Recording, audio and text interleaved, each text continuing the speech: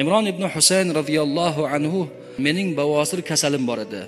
Payg'ambar alayhisalom menga aytdilar: namozni turib o'qi, tik turib o'qi. Qodir bo'lmasang o'tirib o'qi. Unga ham qodir bo'lmasang yotib o'qi dedilar degan hadisni Imron ibn Husayn rivoyat qilgan. Chunki u kishini shunaqa dardlari bor edi. Rasululloh sallallohu alayhi vasallam Rafiqul A'loga intiqol qilganlardan keyin bu kishining dardlari kuchayib yotib qoldilar. O'rinlaridan tura olmadilar.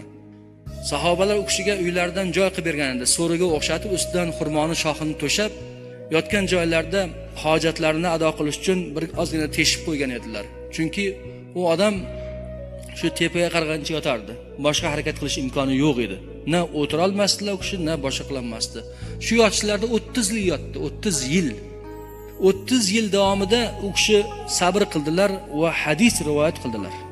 30 yil davomida u kishidan hadis o'rgangan odamlar huzuriga kelardi. 30 yil tepaga qarab yotardilar faqat. Orqalari botib ketmasin deb bir oz bu yoqqa ag'darib qo'yishardi u kishini. 30 yil sabr qildilar. Nolimadilar, noshukrchilik qilmadilar. Bir kuni huzurlariga ziyoratga kelishdi aka-ukalar. Ukasi, shogirdlarning ukasi yig'lay boshladi. Shunda Imron: "Nega yig'laysan? Yig'lama. Alloh menga mahbub ko'rgan narsa o'zining taqdirimda men uchun ham mahbub" dedilar. Shuni Alloh taolo taqdirimga rozi bo'lib ko'rdimi? Shu men uchun shu narsaga men roziman. Men uchun mahbub bu narsa dedilar. Va yana beri kel dedilar. Qulog'iga bir gap aytdilar. Men senga bir gap aytaman.